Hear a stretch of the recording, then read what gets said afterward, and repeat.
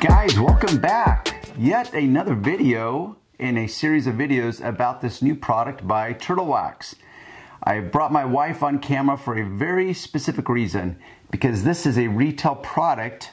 My guess is that most retail people, as in the general consumer, general car owner, will attempt to be using this product. This product made a very bold, very specific claim, which is that it can remove 1,000 grit sanding marks. It also talks about how it can be used by hand and machine. So, with the understanding that most of you that get this into your hands will have none to limited experience, I want to show, because in my previous videos, if you watch them, and I will put this in a what's called, I don't even remember what it's called. Oh, brain work. Okay. It's Father's Day. I slept in. My brain is still trying to dial up to normal operating mode. So okay, it's called a series. That's the word I was looking for. It will be a series. So if you saw my other series of this product review, I gave it a thumbs up. But I added the disclaimer that I do not, as a professional with decades of experience, have unrealistic expectations. With that said, if you read the directions, and my wife here, if she read the directions, I'm pretty sure she would come to some expectations that are unrealistic. Now, they're realistic because the labeling suggests that it's realistic, but I know through experience that it's unrealistic because of experience. So what I wanted to do was bring her on camera, because even though she has detailed with me many times, will you verify that? Yes, I have. Many. So what you should say is, "Hi, my name is Darren Pre." That's good. It's like Darren Priest. What the heck is that? That was a Jana and Darren combined. Okay, so what you would say is, "Hi, my name is Jana Priest. I approve this message." Hi, my name is Jana Priest, and I approve this message. Yes, because you have. Yeah, so far. Because you've detailed many times. Okay. And what has typically been your job of expertise? Interiors. Bingo. So I taught you how to do an interior. And a little sidebar, what was the kind of running joke when you would come out and detail with me? That I would take way too long. Yeah, because you were very detailed, and you enjoy it. You love getting in there, and it's like, "Hey, honey, by the way, we're doing this to make money. We're not doing this because we got nothing else in life going on." Well, so, and I get it. The customer, of course, as do I. But now we've just segued into this whole business discussion. Anyhow, she did the interiors, I did the exteriors. So we are dealing with exterior type of use called paint scratch removal. I know that she has very limited experience, even though she is married to a detailer, has been out detailing. So in many ways, you have at least a lot of experience, but it's limited to the interior. Okay. What I wanted to do is bring her on camera and say, "Okay, honey, you get this in your hands because you got a scratch in your car." Well, I wanted to take it a step further, which is, okay, the bold claim of can remove 1,000 grit sanding marks. It's like, that doesn't even compute. For example, before that camera, I turned it on. What did you see me do? Scratch your car. How did I scratch it? With sandpaper. Yeah. Would you ever think, before you married me, that somehow scratch paper, you already knew what I was going to say, right? Right. That scratch paper and paint, those don't mix. You don't put scratch paper or use scratch paper on paint, right? Right. It would be completely confusing to you. Yes. But it serves a purpose. Scratching your car intentionally with sanding paper is the most aggressive form of defect removal.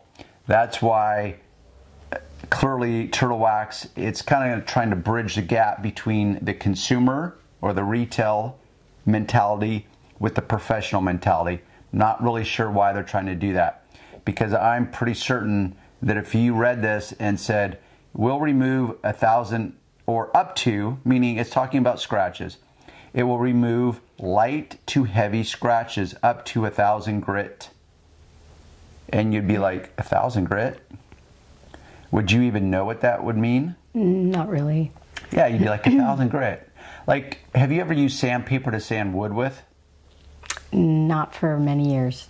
But in the past? Yes. Okay. So do you remember from the past that it's like, wow, I could start with 500 grit, 400 grit, 300 grit? Not really. Not really. No. Now that I'm Yes. recalling your memory, you're like, oh yeah, that's right. But I'm confident that you probably want to associate that moment or those moments from way back in the day with your car paint. Right. Specifically if you're standing at a store and you're now, because you got a scratch in your car, it's unwanted, you want to do something about it, and you're like, I'll go to Pet Boys or O'Reilly's or Auto Track, AutoZone, I'll see if I can find some scratch remover, and now it's talking about 1,000 grit. Right. And your mind's like, what does that have to do with the scratch on my car? As a professional, I know exactly what they mean. It's kind of like they've set up a metric, which is you can introduce, or your car can have many types of scratches. They're not all created equal. They're not all the same depth. They're not all the same grit. We'll use that terminology. So you can have, for example, like 400 grit, which is very aggressive, as in more coarse. Okay. So it graduates up. So the higher the grit, so for example, now I think 3M just introduced what's called 8,000 grit sanding paper. Now, if I said 500 grit and 8,000 grit, would you know which would be finer and which would be coarser automatically? Yeah. I think so. Okay. The 8,000 is right. what? Finer. Exactly. I don't know if people would naturally, because there is some areas of the three-dimensional world, I call it, that it's kind of in reverse. Like electrical is different. Like they'll talk about the gauge of wire. It's actually reverse. If I recall, and someone obviously will correct me if I'm wrong, the higher the number, the thinner the gauge. So for example, 14 gauge versus 16 gauge, it's kind of in reverse. I believe 16 gauge is thinner and 14 gauge is thicker. So in sanding paper, the higher the number, the finer it is, rather than the higher the number, the coarser it is. Okay. Did that make sense? Okay. Yes. Okay. Yes. So 1,000 grit, it's a baseline. There's plenty of scratches that people will get on their car that will be deeper than 1,000 grit. So, but I gave it a thumbs up because, once again, it's useful for so many ways on your car, from transfer of different kinds, what I call skid marks, like around your threshold plate. You you like high heels. Yes, obvious. I like high heels. I just don't wear them around when you're around. Right. So, and yours really don't fit anyways. Right. Because you wear size 5-ish and I wear like a size 10. Okay. Anyhow. So your high heels will kick along the threshold plate, little skid marks. So this stuff is effective for a lot of ways. That's why one of the reasons I gave it a thumbs up. Okay. But I wanted to show people, the commoner, it's like, okay, if you want to take this to the next step. Because what I'm going to do, I'm going to retest. I'm going to show and have you do it and show by hand virtually how impossible it is to remove 1,000 grit sanding marks.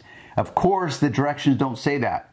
It just says repeat until desired results, and I'm kind of paraphrasing. Repeat until you get the desired results. Well, they should clarify and say, oh, by the way, if you're actually trying to remove 1,000 grit, you're probably going to have to go in about 20 to 30 times before they're gone. Okay. How many people are willing to do that? They're going to think like, oh, I can rub it. And it also says to rub lightly. Okay. If you were to rub lightly, you would have to go in probably 100 to 150 times. And my guess is it still wouldn't happen.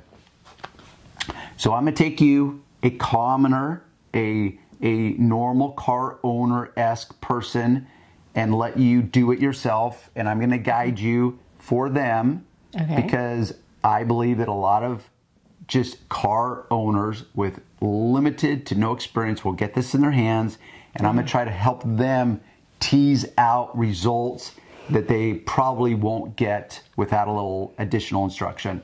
Okay. Here we have our scratch pattern.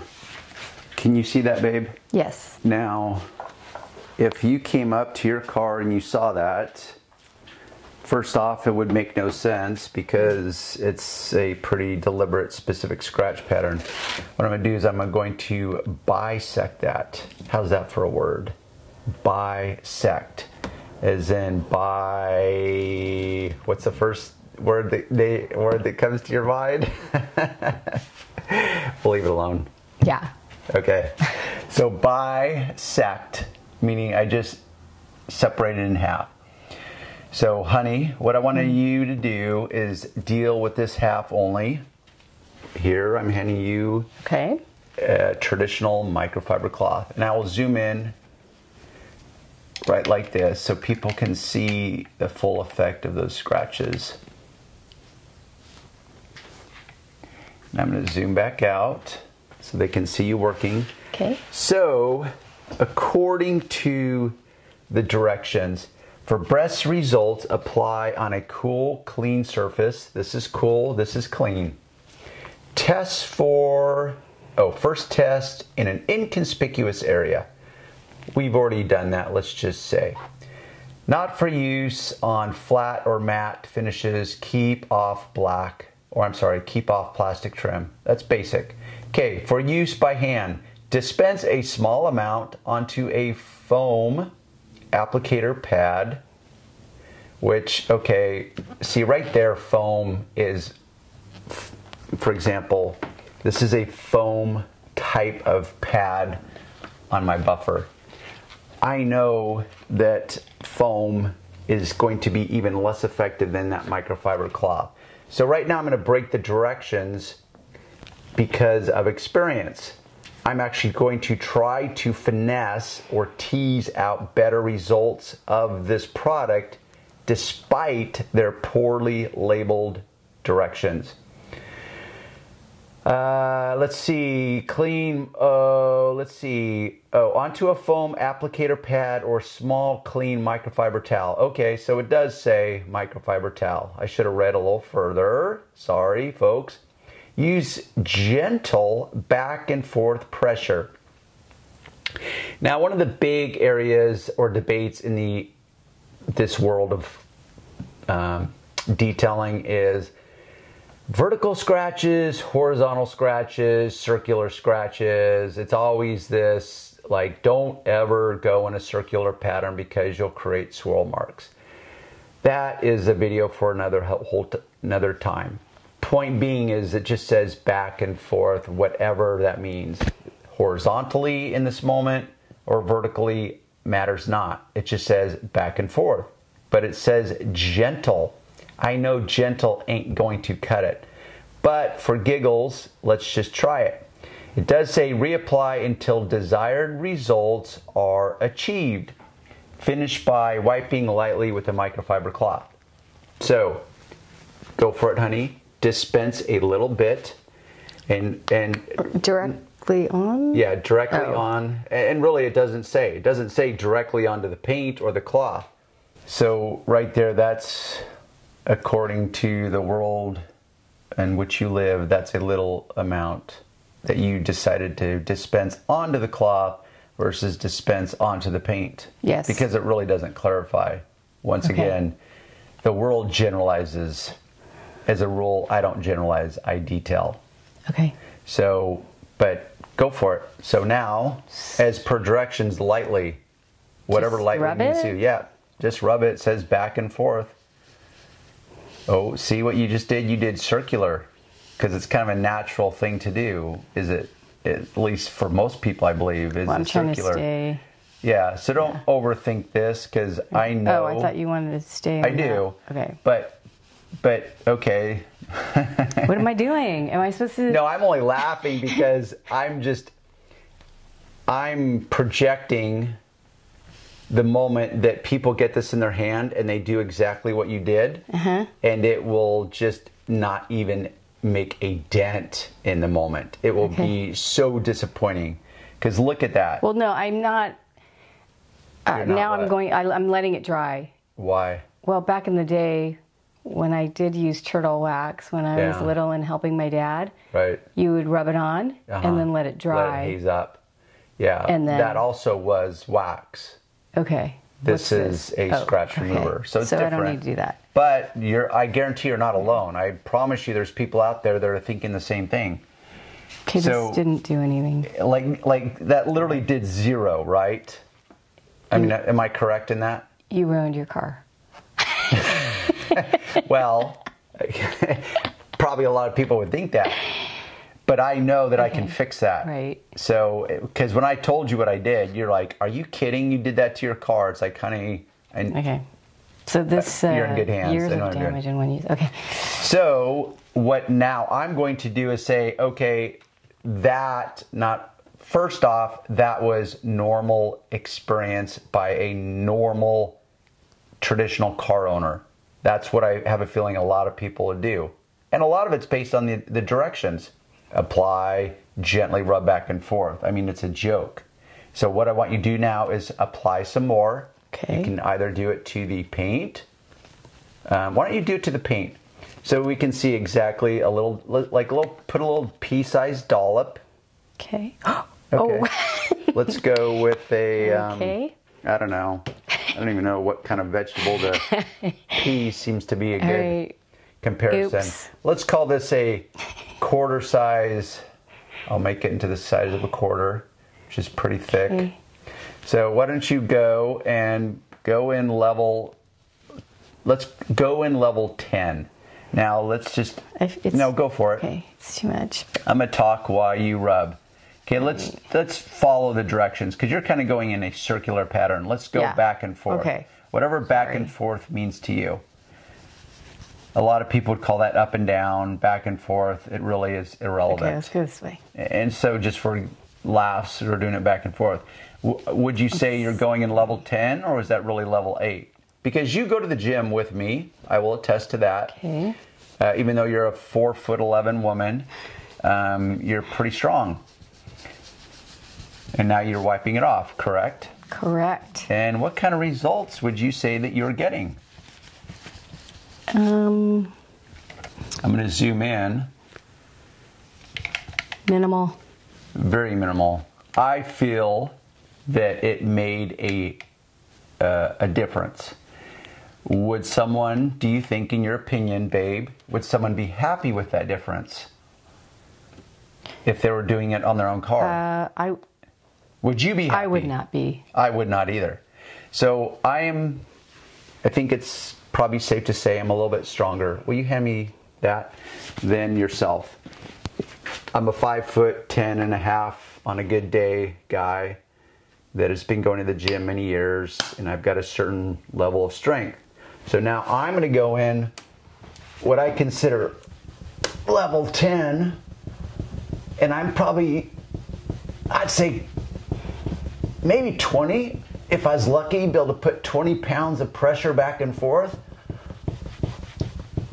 on this scratches, because I know from my previous videos that it really took, woo! Okay, so now... Oh, that's better. Much better, right? Mm-hmm. But I guarantee the average car owner is not going to, A, have that kind of muscle to do it, and B, they would freak out thinking they would probably like burn their paint, do some kind of unwanted damage. They're not going to do that.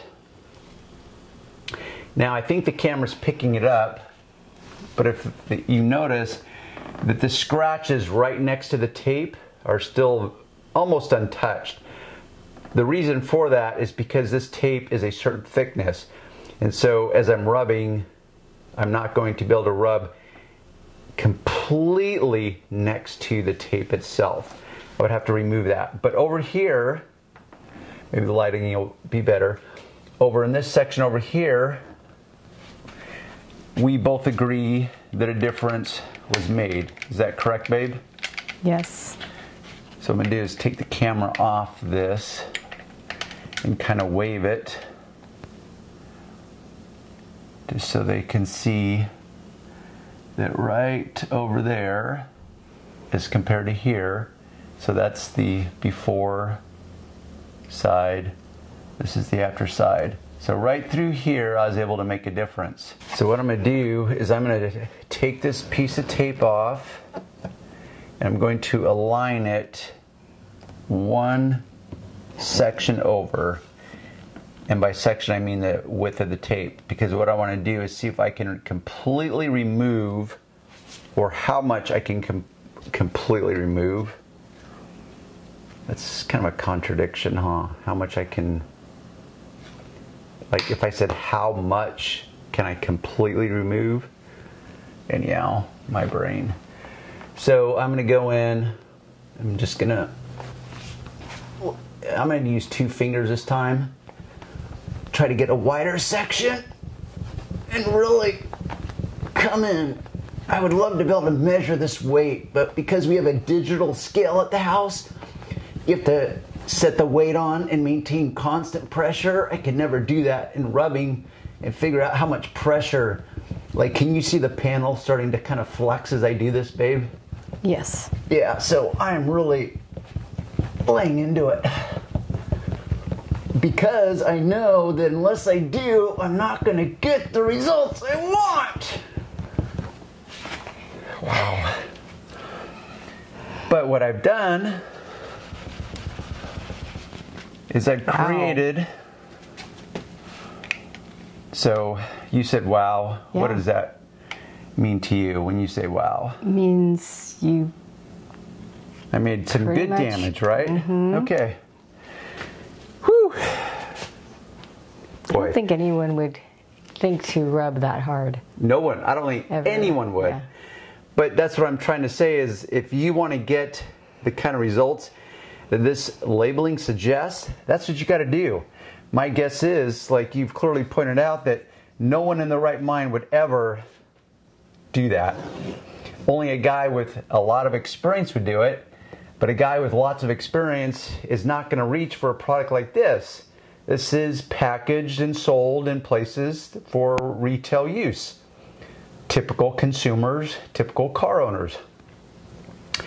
But this is why I don't have unrealistic expectations. What I want to do next is get this buffer into your hands. What we have here is a Rupes. It's a 21. It's called the 21 Bigfoot. What this means is the throw. It's called the throw.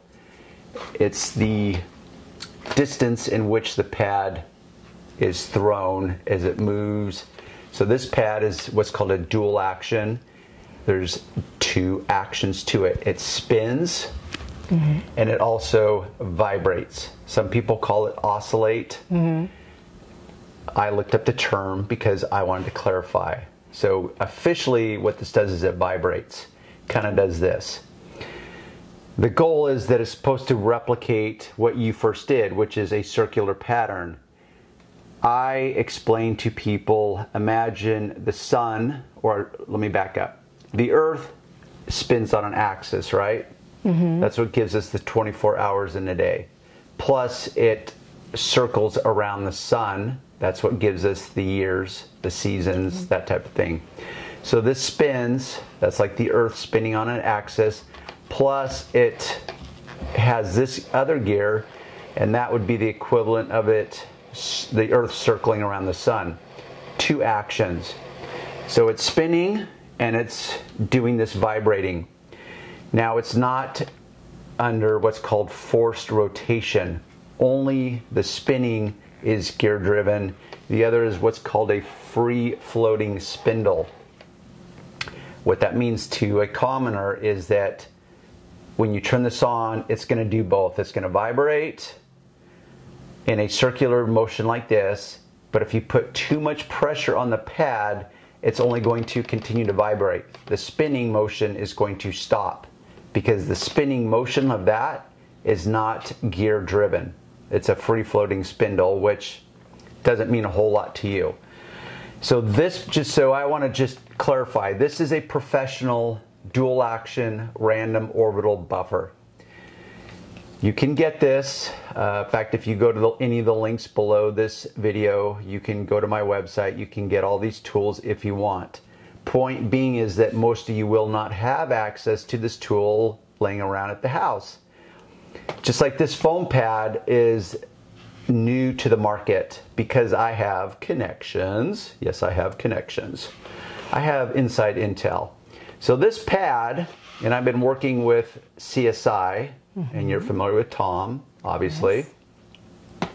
He came to me because his world is the auto body world, my world's the detailing world. He said, hey Darren, I want to come up with a pad that would be perfect for the world of both auto body and detailing. So he and I worked together to source this. We did not make it ourselves because this is not our area of expertise, but we sourced this pad and it is new to the market, and I am in love with this foam. It is a very high quality foam. So as a car owner, babe, let's say you decided you want to get a buffer. My recommendation to you is that when you are choosing the buffer, whatever type of buffer you choose, pick the most firm, dense pad that you can find. Typically, it will be called a cutting foam pad. So don't worry, like I'm pretending you're not my wife and that you don't live with me and that you're someone I run into at the market. And they're saying, oh, hey, what would you recommend? I say, well, I would recommend the firmest foam pad that you can find. Even though this says a soft foam pad on the directions. Once again, we've shown that if we follow the directions, we're going to get very bad results. So I had to break the rules to get the results that we want. Now what I want you to do is to use a buffer. And by the way, have you ever used a buffer? No. Have I not even shown you? Zero. Zero. Okay. I've watched you. Okay. You've watched me. Okay, so cool. You've never used a buffer. I'm going to show many people have so much fear about getting a buffer in their hands, plus there's so much bad, misleading misinformation about the world of buffers. There's people that say never use a buffer on your car. You'll get swirl marks, you'll burn the paint, all kinds of horror stories. There's people that will say only do it by hand. I know from experience that you're never going to get the results by hand that you can with proper use of the buffer. But proper use means a lot of things. Not only how to use it based on the buffer type you have, but how to pick the right buffing pad, the right speed, the right pressure, the right duration. So there is a lot of moving parts. So here I have a piece of glass. I put it onto my car, but it's protected by this ultra thick drying cloth.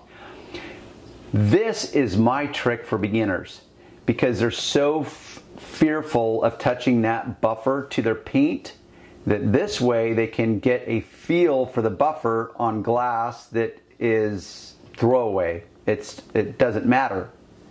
So it's just a way to kind of anticipate and get a little experience before you approach it with your car paint that you're obviously more emotionally attached to, correct? Correct. Okay, so this is what we do. This is my general guideline. And once again, every part of this world has been hyped up to the point of insanity. So I just tell people, put a few dollops. This is pretty liquid E, which I know is not even a word. You could say runny, viscous, whatever. So right there I have I would call those big peas. If I was eating those would be, some of those would be kind of big peas. But 4 peas. You don't have to worry about seasoning your pad despite the endless videos of YouTube detailers. They'll talk about seasoning the pad. It's just irrelevant. So here, let's just pretend you did that. Okay. Now you said this buffer is heavier than you anticipated, right? Yes. I think this buffer is only about 5 pounds. It's actually not that heavy. But it feels heavier than 5 pounds, huh? Yeah, yes. I could be incorrect, but I think it's only about 5 pounds. No. Regardless, it feels heavier. So the rule is, if when you're starting out, you keep the pad to the surface of the material that you're working on as flat as possible, which means you don't go up like this on an edge, you don't go up like that on an edge, you keep it as flat as possible. Yes, you can finesse the moment by going up on an edge, but as a beginner, you keep it flat as possible. So also, if you're using this product, my recommendation to you, because it says turn the machine on to 1500 RPMs, most of these DEA buffers are not rated based on RPMs. They're just rated based on typically a level of 1 to 6, 6 being the greatest speed. So I recommend, if you're a complete beginner, you just dial it down to like a 1, just so you can get the feel of it. But when it comes to actually trying to remove those scratches, dial it up as fast as it will go, because you're going to need as much speed as possible. So, babe. Yes. What level is that on? 1. So, I'm not too worried about it. Just know that on the initial startup, it's going to require a little more control, because it's going to automatically grab, and just be prepared that it's going to. So here we have what's called a platypus handle. This is where you hold. Right hand or left hand? It's up to you. Whatever you're more comfortable with and how you want to manage this machine. This is the handle down here. That's the trigger. What do you mean? Actually, I take that back. Under here is the trigger. This is the locking mechanism. Don't worry about that. You just want to trigger it on, and then just go for it. And I'm going to hold the glass in place just in case. Okay, I should probably not let the cord. Oh my gosh.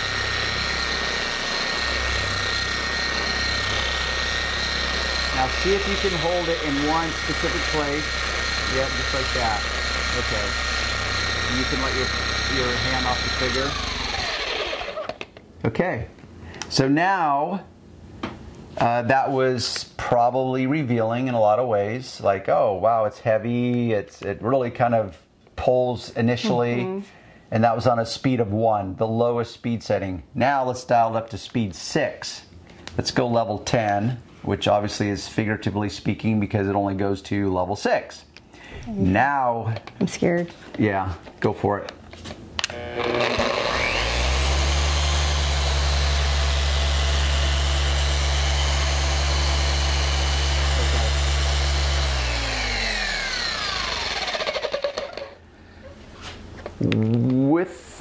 With that said, honey, are you ready to attack the paint? Yes. Are you sure about that? Yes. Okay, cool. Because I'm ready for you to attack the paint also. And what I've done is I have removed the glass from the panel. This is our section of scratches. I'm going to zoom up and do my best to capture that. Excuse the squeak. There we are. See those scratches? These are the scratches that my wife is going to attempt to buff out with a buffer. So as an absolute beginner, yeah. No, the cord, pole, right? No, the pole is touching here. Yeah, it's actually touching the carbon fiber of my car, so it's not really an issue. Okay. So you've literally have like, I don't know, 20 seconds of experience now. Well, in the world of YouTube, you are now an expert. What do you think of that? Yes. You're an expert. Now you can go around and call yourself an expert. Okay. And you know what? Maybe you should just start your own YouTube channel now. That's what I was thinking. Yeah. We could have like dual incomes now with YouTube. Wouldn't that be cool? So, okay, let's get serious. Okay. What I want us to do is see if I can help you as a complete beginner get the desired results, which are complete removal of those sanding marks.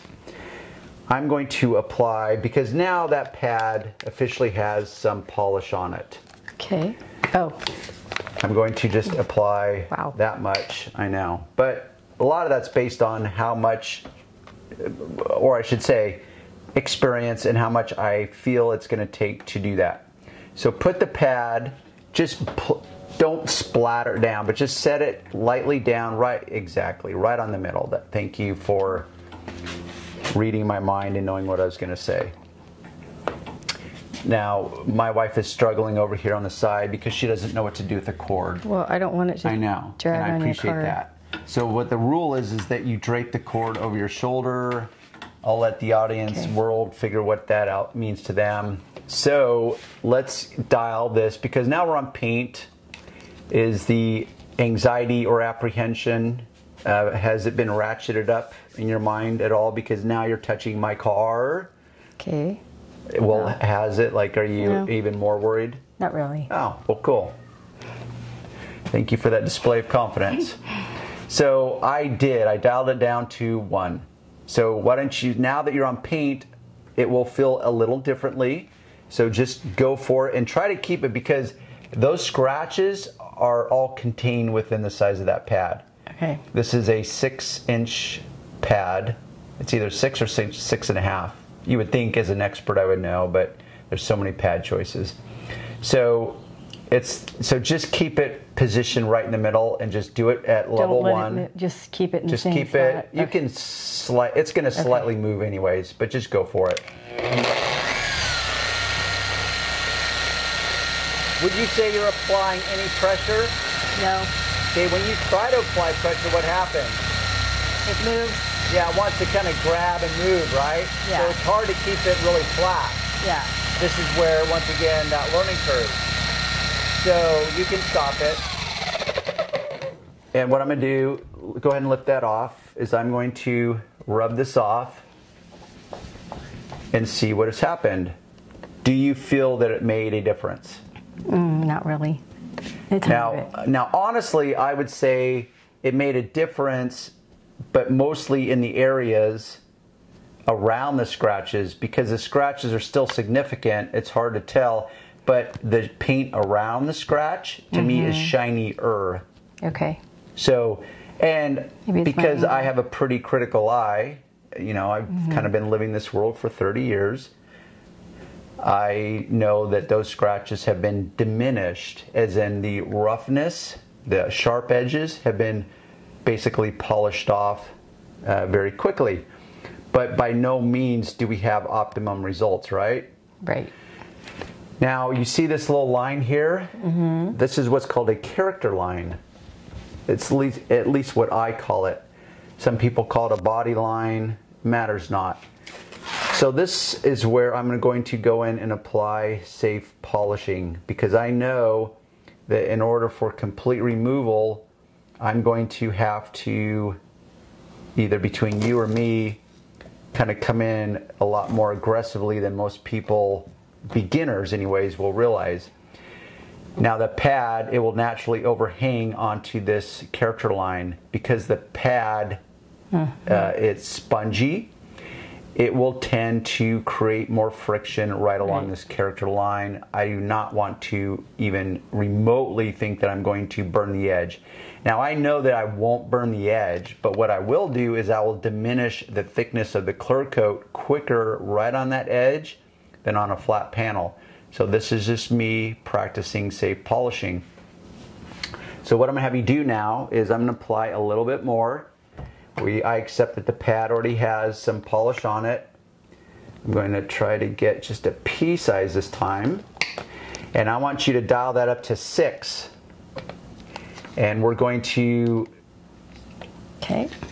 let you buff longer to see if we can get those scratches out completely. And I want you, like, just pretend I'm not here and you don't know everything that you now know about polishing, which is limited. But I want you to think like, okay, I just did what I did. The scratches aren't gone.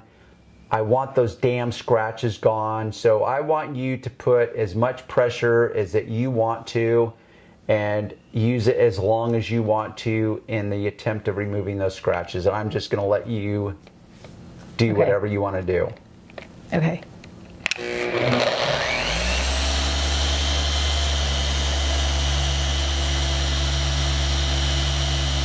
Would you say that you're keeping the pad flat?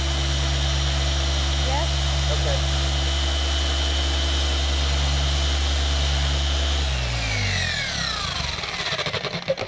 Now, was that your choice to stop? Yeah. Okay. So let's check, see what happened. Was I supposed to wait for you? Nope, not at all. I wanted you. Okay, so what would you say about these scratches now that were, well, still are. Better. But yeah, they are better, aren't they? Mm-hmm. So you're having more success. Okay. But why are you having more success? And this isn't an opportunity for you to float sunshine at my butt. No, it's just more pressure. Yeah, more pressure. What else? More speed? Yes. That's what and you've added additional polish. Right. And now it's your second go on this panel.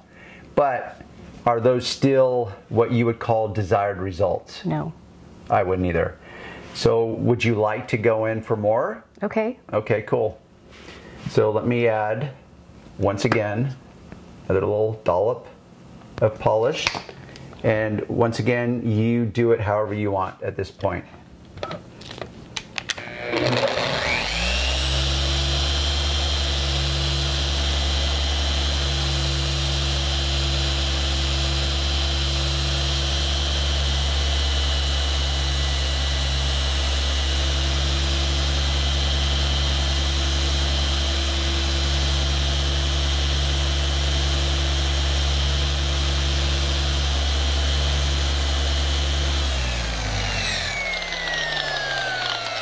I would give you a thumbs up, by the way, honey, for form.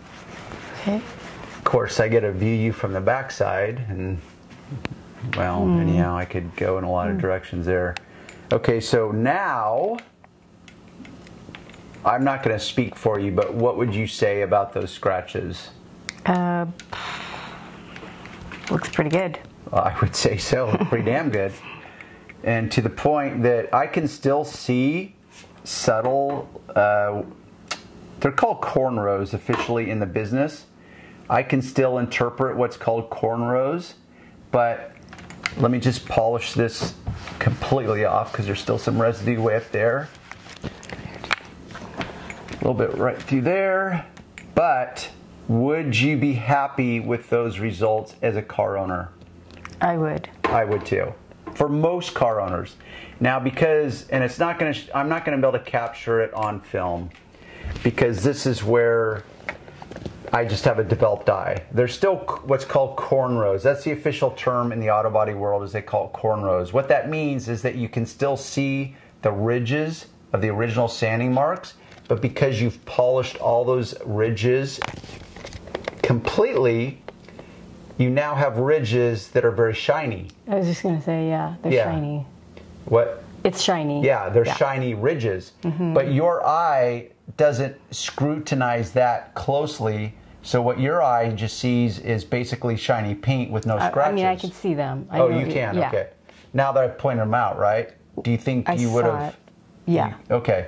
So in order to get those out would require another level of polishing.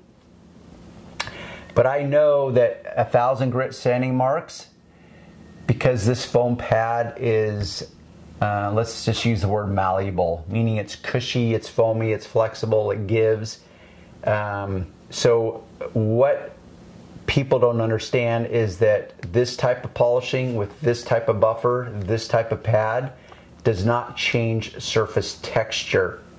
So you'll notice in the reflection that there's an unevenness, like there's highs and lows of the paint. That's called orange peel, which I know you're familiar with that term because of me. So what we have done is we've polished these scratches out, but we still have some ridges. 99% of the world is not going to pick up on that, especially on white paint from a normal, what I call normal viewing distances. So once again, in the real world, I would call this success. But because it's my car, what I'm going to do is I'm going to, because I also have, I'll show you here, another section of scratches that I introduced deliberately to my car when I was doing that first few videos, as well as some other scratches that, can you see these other scratches, babe? Yes. I don't know if it's going to pick up on camera, but there's one that kind of goes horizontally this way. There's another one here. There's another one here. I mean, there's this deck lid really is filled with scratches, which people might be asking, why would there be so many scratches on a detailer's car? Well, because I didn't buy this car brand new. I took the lease over from another dude, and he's not a detailer. And like most people, they don't know how to keep scratches from getting on their car through normal washing, whatever. So what I'm going to now do as a professional, because I want to blend this in a little better, I want to finish removing the cornrows, at least diminish them at a greater level. If I was going level 10 with this, what I really would do is I would sand this flat and remove the 1000 grit sanding marks with a finer grade of paper, and I would use a block to do it. But that's level 10. I'm not going after level 10 right now. Really what I want to do is just kind of clean up this deck lid. So I'm going to bust out my go-to product, which is ceramics by CSI. This is not a compound, but it performs like a compound. What I mean by that is that it can remove sanding marks as aggressive as 600 grit. And with a single product, this is what's called a single product polish. You don't need 4 types of compounds or 4 types of polishes to go from start to finish. So I can use a single product and just switch out between 2 pads, a wool cutting pad, and switch out to a foam pad, and I can get, like I said, start to finish results. Because I'm dealing with 1000 grit, I was not aggressive in putting them into the paint, and I'm not trying to achieve level 10 results. I don't have to overthink this moment. So this, I've cleaned the pad. This is how I've seasoned it. I'm going to try to remove, not try, what I am going to do is remove these sanding marks and clean up some of these other scratches. All these scratches were put in, my guess, at different times. So I know that when I do what's called the fingernail test, is I run a fingernail across the scratch and feel if there's an edge to it, that all these scratches represent different depths. So as a professional, if I was doing high-level paint correction, I would literally have to dissect this panel inch by inch, scratch by scratch to figure out, like, okay, can this just be polished out with a buffer, or do I need to wet sand it or color sand it first? Once again, I'm not going to overthink it. I just want to see kind of a direct comparison. I'm going to dial this up to 6. Once again, this is based on experience, and I'm going to go in.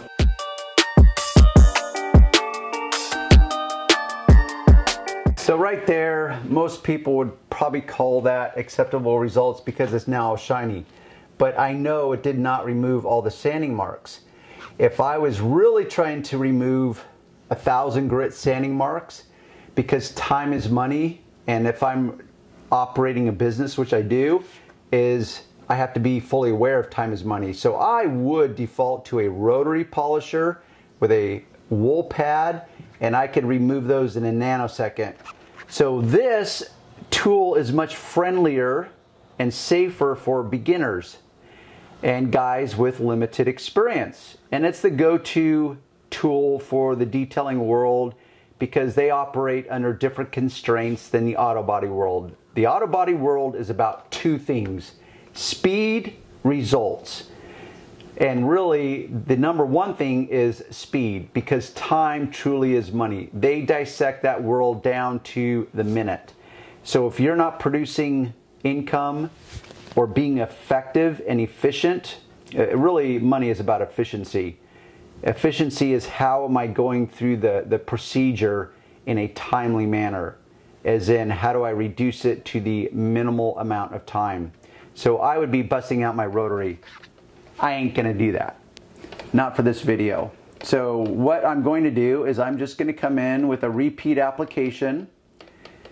Now I know, based on that initial cut, we'll call it that initial one-time polish, what it's going to take to remove these.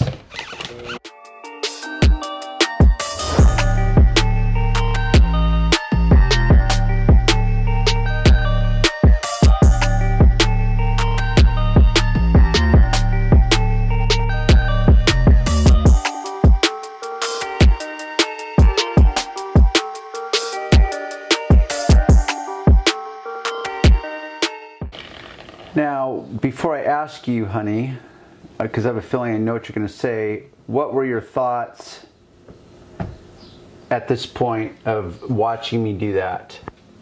Like random thoughts, if anything. Not really. Okay. Like how long would you say that was approximately? Probably a minute or two, but yeah. Weren't you a little surprised how long I spent polishing or not? Or you weren't? Not really. Oh, okay. I thought maybe you would be. Well, just because of the level of scratches. Okay.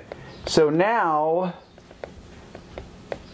can you tell where the original scratches were with the sanding paper that I did? Yes. I can too. And there's a reason for that. One is on this spot, I chose to sand in an area that there was already some deeper scratches. So if I was, once again, going to go level 10, I would have started with 1,000 grit probably, but I would have graduated to 1,500 and then 2,000 grit to really flatten out those scratches. But then I also would have used a wool pad, and I could have done what I just did there in a fraction of the time. But what you also notice that there's still these deeper scratches, which I'm sure you can see, right? Yeah. So this is where I would have to, once again, scrutinize down to the square inch, like, okay, because I still have a scratch here. Right. And these are more noticeable.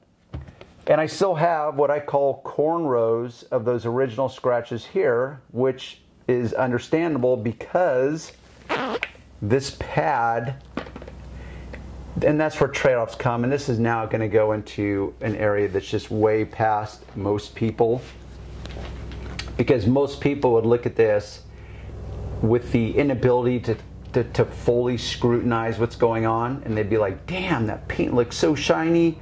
They would probably pick up on these deeper scratches and be like, oh yeah, but then they'd be like, well, why?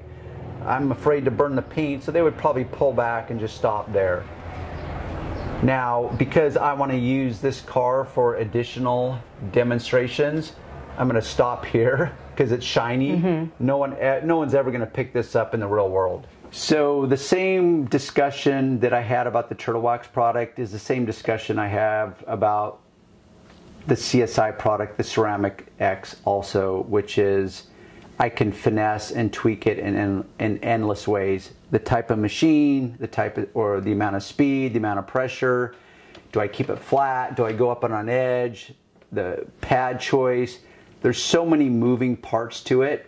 So CSI is not, no product is immune to that. Meaning I can finesse and tweak any product and get different results or achieve different results based on all those moving factors. Machine, speed, pad choice, all those things. So I'll just add that. So in conclusion, you heard me read the label. You used it, you used the buffer. What would be your overall impression of this product if you were just pretending I wasn't part of the equation? Meaning you decided to take things upon yourself. You realized you didn't get the results by hand, right? You were severely disappointed just by the hand use. Is that, like, how would you label that? How would you state that? Yes, I would never know to rub it that hard. Yeah. So therefore, yeah, I wouldn't probably get the right results. So if you just rubbed it how you think you should rub it, you would be severely disappointed. You'd be like, this product is, it just sucks. Doesn't work. Right. But I showed you what I had to do to get results that you know, or you thought, wow, I would never know that. Never mind, you never be capable of it because you don't have the same strength that I do. But now, let's say you go out, it's like, wait, it says I can use it with a buffer. Let's pretend you went out and bought a buffer, and now you did what you did. So now, based on what you just were able to accomplish, what would you say? I would say it works well. Yeah, but think about how many moving parts, figuratively speaking, as well as literally, because we have a buffer that does have moving parts. But think about, like, A, it's a professional buffer. Right. Which, B, is a pad that no one else can get right now. Doesn't mean it's the only pad that would work, by the way. I'm not trying to, like, blow sunshine up my butt. I'm just saying is that it is a unique pad. C, you dialed it up to maximum level, What letter am I on? D. D, you applied some pressure and working duration that maybe you wouldn't have done without me around because you'd be a little bit more fearful. Never mind the fact that, like, wow, do I really want to take a buffer that I've never used to my car paint that you're emotionally attached to? But I was able to pull some, I pulled in a plate of glass. You can experiment with it, kind of get a feel for it, and then approach your paint. So that's what I mean by all the moving parts. So with all those moving parts, you were able to get a thumbs up moment on the product. Is that a fair statement? So with the context of a lot of moving parts, would you give it a thumbs up? I would. As would I. But this is what I talk about in those other videos, and right now is having realistic expectations. So, and I can do this with any product. I can take any product that's meant for paint and I can finesse it, I can tweak it by the use of, or the choice of pad, the choice of buffer, the speed, the pressure, the duration. There's so many ways you can finesse the moment, which is why I try to get guys, it's like, you know what? Just start somewhere. There's ways to approach it, kind of like, you know, test the water without going in level 10. But you just got to start somewhere because then you can build upon that experience. Because now, next time you come in, you'll know this stuff. You're like, oh, that's right. I don't have to worry about that. I can just come in like level 5, whatever. Never mind the paint, because there's harder clear coats or softer clear coats. Black is harder to work on than white because it shows the flaws, the blemishes, that kind of stuff more. So that's my conclusion.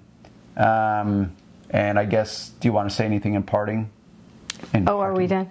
Oh, no. Happy Father's Day. Oh, thanks, honey. Thanks for playing along. Yes. Oh, by the way, guys, if you want to leave a comment and you can talk about how I disparaged my wife or something or whatever, because that last video, it's like you're just dealing with such a massive spectrum of people. It just elicits endless types of comments.